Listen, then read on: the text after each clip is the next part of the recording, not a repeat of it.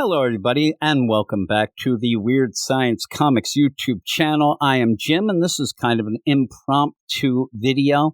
I say impromptu. This is about the 10th time I've tried to record this. Our dogs are going nuts in the background, so if you hear them, I apologize. Also, I'm not feeling that well. I'm having some problems. I'm taking a medicine that says that I get dizzy. All these things going on, but hey, here we are. And I do promise to people that I will start doing more videos, not just review videos, but opinion pieces. I would like to call them editorials. If you're fancy, I have a pinky up when I say that, but I'll try to do more and more videos as the days roll on here in the holiday season, for the holidays. But this is an impromptu video. I decided to do it at the last second after I reviewed The Amazing Spider-Man number 61.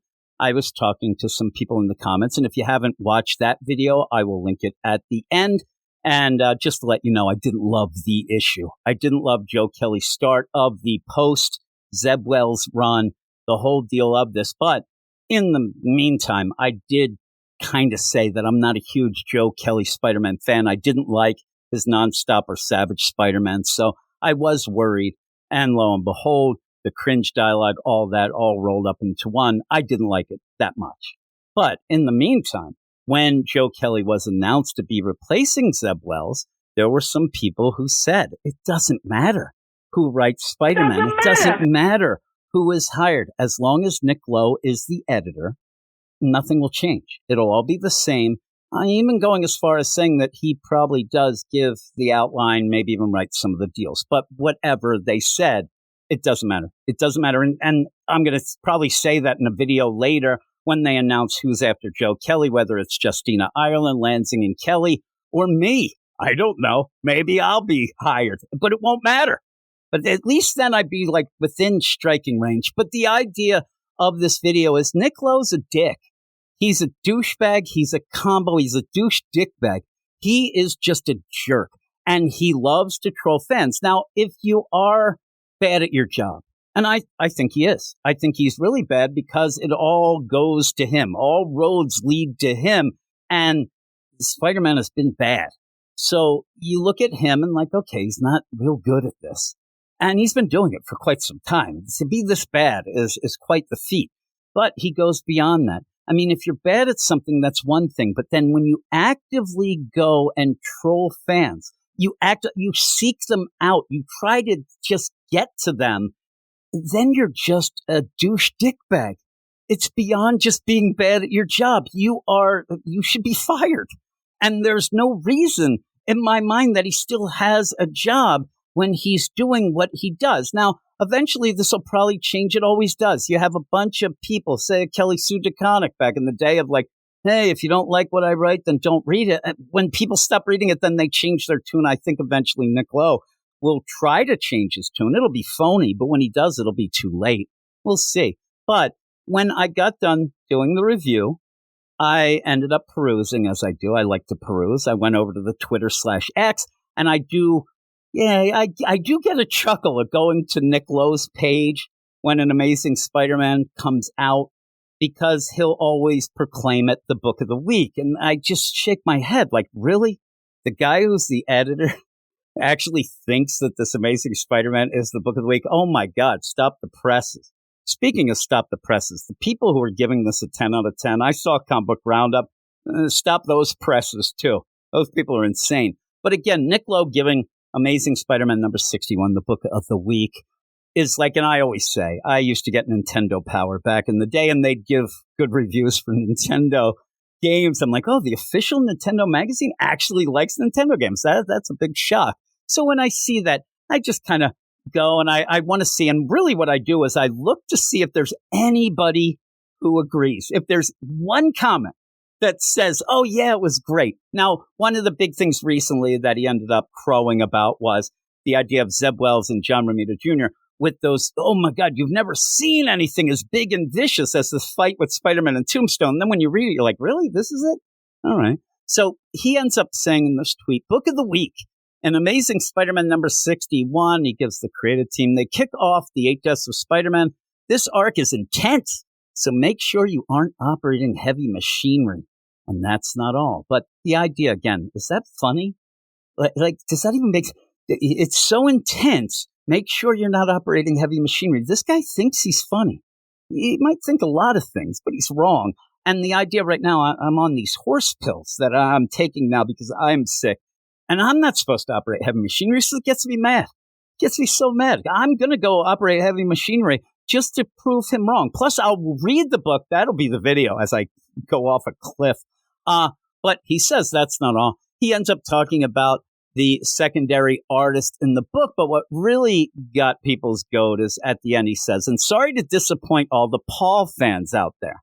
Now, it'd be funny if he really wants to be funny about this. What you do is say, and sorry to disappoint all the Paul fan out there. And then you could kind of chuckle. Like, he's never endearing with these things. And I like some people who are looked at as jerks. Like, I would say that Rob Liefeld, some people, oh man, he's a jerk, but I kind of like him because he just sticks up for himself and he pokes him. But it always feels, in my mind, it's like a playful deal. And even in comics, my favorite Green Lantern is Guy Gardner.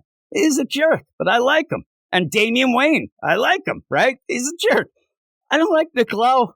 He's more than he is a douche dickbag. So he says, sorry to disappoint all the Paul fans out there. Ran out of room to include the best new character in comics. Maybe later. Keep reading True Paul Leavers. Now, my mom's name is Pauline, so when I say Paul Leavers, which actually really has a bad mouthfeel, but it also reminds me of my mom, R.I.P. She's not actually dead. I just don't talk to her, so she's kind of dead to me. But the idea, it's just, really? And so when you do that, again, if you're going to be funny, you're just saying, sorry to disappoint all the Paul fan out there. We ran out of the room. And maybe it'll be whatever. Even then, you're going to be triggering people. But what he does is he goes too far. And he puts the Paul Leavers, which, again, he is invoking Stan Lee, the true believers, the whole deal. And Stan Lee would not go for this shit. This is the antithesis of Stan Lee, a guy who was, the carnival barker to get everybody excited, would get people excited for books that he's not even involved with because he's just was that kind of guy with the charisma and all that you wanted to be a comic fan just because Stan Lee was telling you. And yet here's Nick Lowe doing this. God rest his soul. There is no way that Stan Lee is not rolling over in his grave. He's rolled over so much in his grave. He's now next to Jack Kirby in his grave. And they're both rolling around when they see this nonsense. So he ends up putting this, and you know that he then sits back and laughs like, oh, wait, let's see the hate and all that. That's not what you should be doing. And again, an editor, I think their job is to edit. He might go a little further than that. Some people say, again, that's why people say it doesn't matter. And I'll hit it once more. It doesn't matter who's writing the book. And even in this tweet there, it has that ring to it when he says ran out of room to include the best new character in comics. He doesn't say the team Joe ran out of room. It just says like almost like he's writing it. But the idea of this is like, why? The whole thing about this is, and he ends up where he can't read the room. He thinks he's funny. And so, yeah, really what he is doing is making what his job is worse because of this. And what I was going to say, and I don't know if you realize I lost my train of thought, which I do a lot.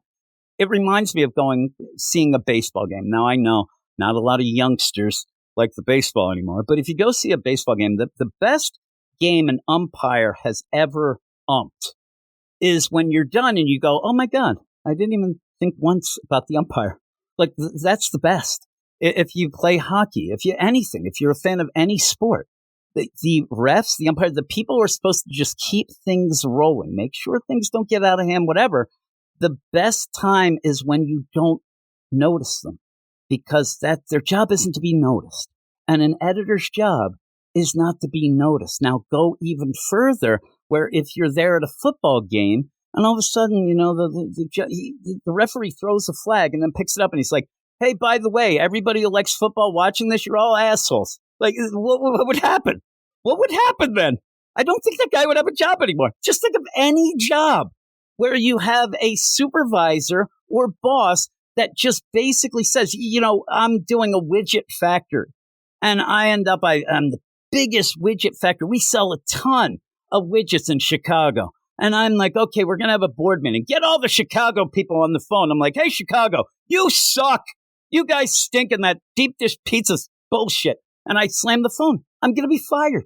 And even then, I'm going to not have sales. And that's what's happening. If you look at the sales numbers for The Amazing Spider-Man, and I will tell everybody, the sales numbers are not fully accurate. You could get trends. If you watch them and look at them each month, you can start seeing some trends. It is a very small sample size is the problem. But the trends are that these stores that are used for this point of sale numbers, people in those stores aren't buying Amazing Spider-Man, as much as they were. The sales numbers are going down. And you can blame Zeb Wells all you want. Nick Lowe is a big part of that because, again, he is the guy who's overseeing it. And instead of being worried, he is there trolling people, thinking that he's going to get hate deal. He's going to get, hate reads and things, which he will. But the problem I have, and this will be the end, and, this will be the serious part here. The serious part is that Nick Lowe and Marvel, but Nick Lowe will just point out, taking advantage of some of the most, great fans. These fans will stick with Spider-Man through thick and thin. They will not bail on him. I've talked to people even today where they were excited. At least Zeb Wells is gone. Ooh, I didn't like this Joe Kelly. I'd drop the book if I could, but I love it. I have a continuous run. All these things. It doesn't even have to be continuous run. People love Spider-Man.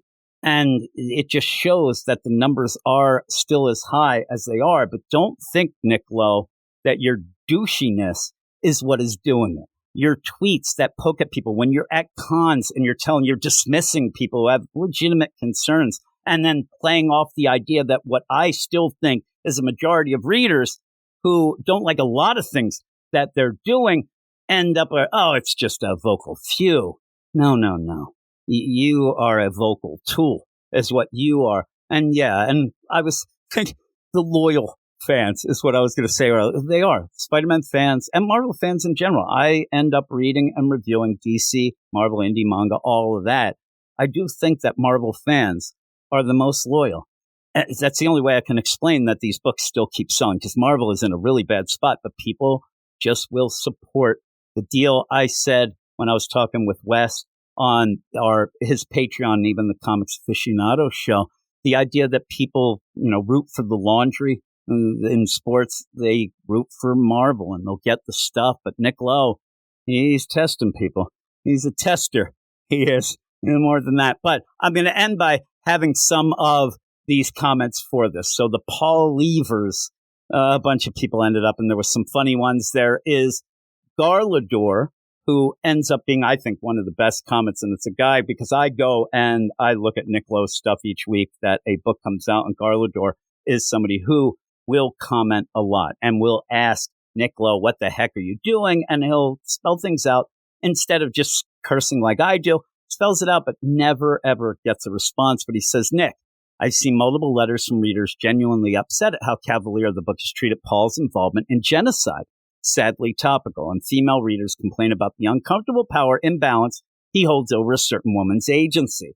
Read the room. So there is I think, well thought out, and even if you don't agree with it, it is a statement that he's saying that, but he'll never get a response from Nick Lowe. Other people get, crazy with it, but you have ZRZ334. Oh, low. You are an incompetent editor, an editor who enjoys acting like a child. All these chat.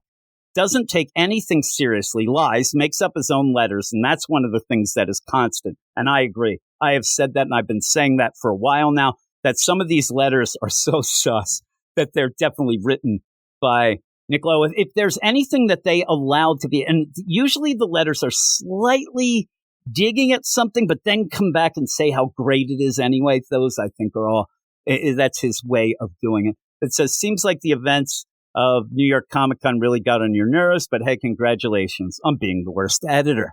That's a good one. Then you have, we created this plot device to undermine MJ's credibility as a romantic partner to Peter, rubbed it in your faces for 60 issues without fixing it. And if you're upset, it's because you read the book wrong and think Peter owns MJ. So we're going to keep doing it from a 45-year-old man-child, is what Ellis ends up saying. And I'll read just a couple more. This one is really the one that got me.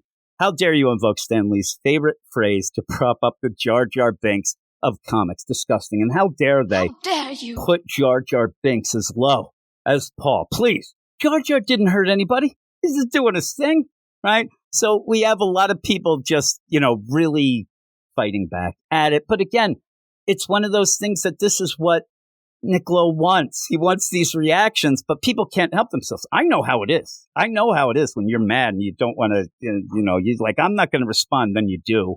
And then you keep responding. But in the meantime, these people aren't having fun going back and forth. This isn't fun. These people care more about Spider-Man than the group editor, Nick Lowe. Nick Lowe has shown that he does not care about the fans. He doesn't care about Peter Parker. He just wants to just troll people and laugh that he still has a job. So hopefully he'll stop laughing soon, because something has to give. And as I said, we don't know the actual numbers, but it looks like the trends, and from the reaction of people reading each and every issue, you end up where eventually the sales will be what is his demise. Nick Lowe will be kicked to the curb.